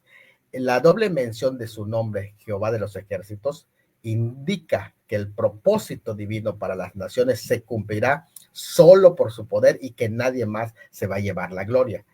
En este sentido, pero si lo interpretamos como el capítulo, como unido a la profecía del capítulo 17, que es el capítulo anterior, y los anteriores de juicio sobre las naciones, y anunciando Isaías una nación que no conocían sus oyentes y que se formaría en el futuro, antes que llegue aquel tiempo, el tiempo del fin, y la llegada del reino mesiánico, no necesitamos forzar el pasaje para entender el orden cronológico a la que se está refiriendo. Es decir, que está anunciando que antes que llegue el tiempo del fin, se iba a levantar una nación con estas características y que iba a estar siempre presente en los tiempos del fin.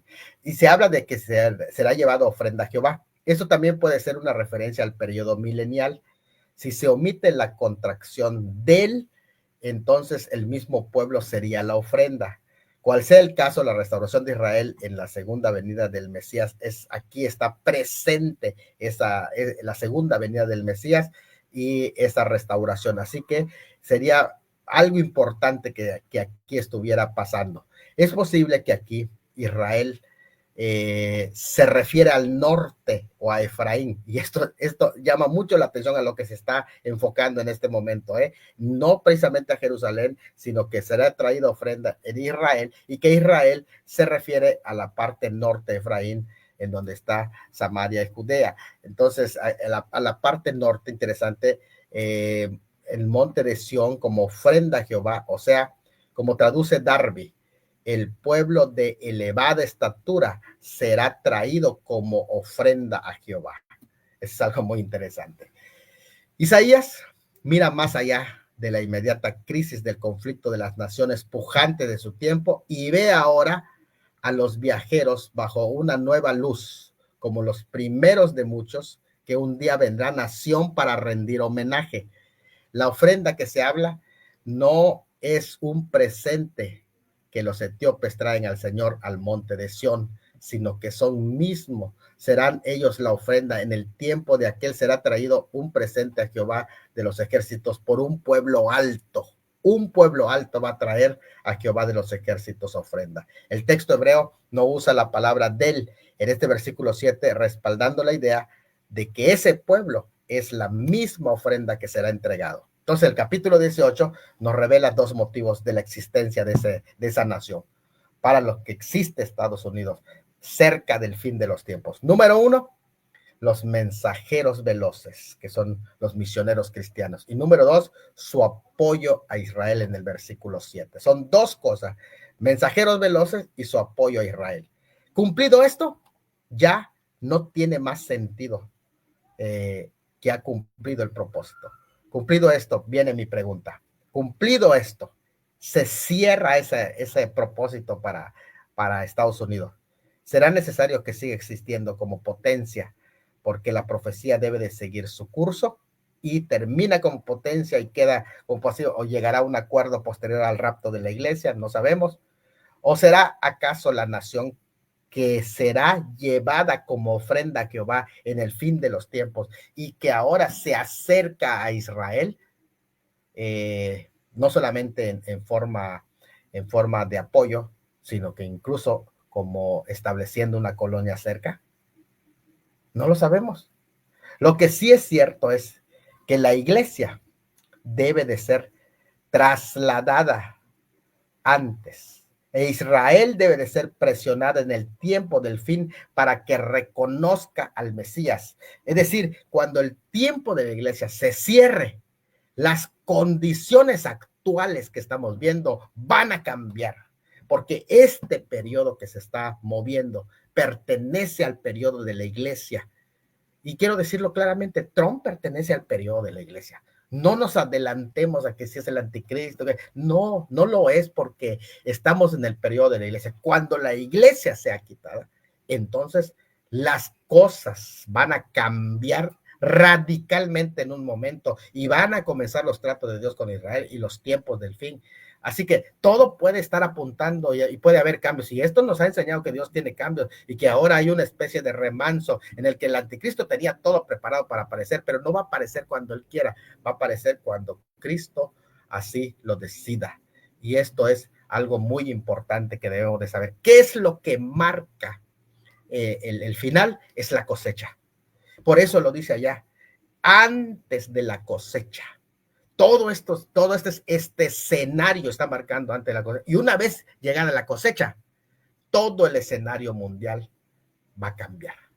Bueno, queridos amigos, les mando un abrazo. Espero que formulen sus preguntas y lo pueden enviar, pero aquí desde Cozumel les mando saludos. Espero haber contribuido en algo, en todo lo que hemos visto el día de hoy. Un abrazo desde Cozumel, mis hermanos.